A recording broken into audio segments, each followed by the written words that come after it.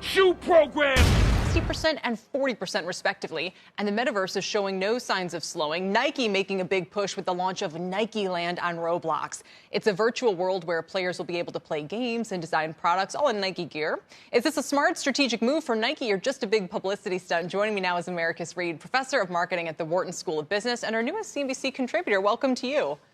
That's very nice to be here. It's great to be with you, Kelly. It's great to have you. So, I'm trying to imagine what possible downsides there would be unless financially investors got worried they were just going to put a ton of money in this space. But again, if this is the future, then why not invest there?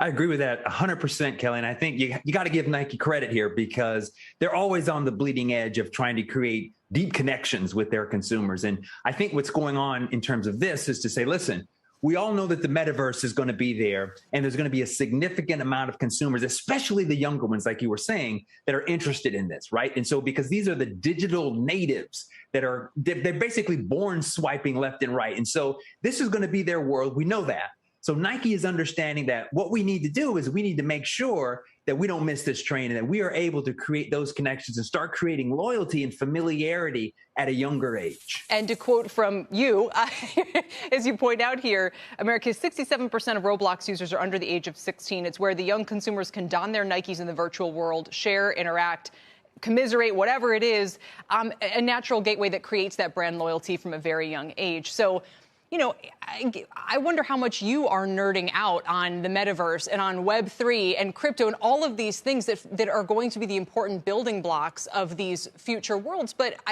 for our audience, from this point of view, they're obviously not there yet. A lot of this is still a long time away. So at least for today, we're talking about it. It is in some ways a marketing, I don't want to call it a stunt, but a marketing move, isn't it?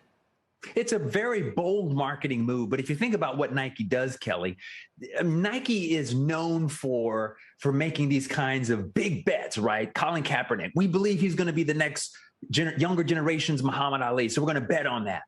These are the kinds of things that Nike does. And so this is just basically an extension of who they are as a brand. And so you're 100% correct. I mean, I'm a digital immigrant, so I'm just trying to figure out TikTok. I'm worried about crypto next week and NFTs and all this kind of stuff.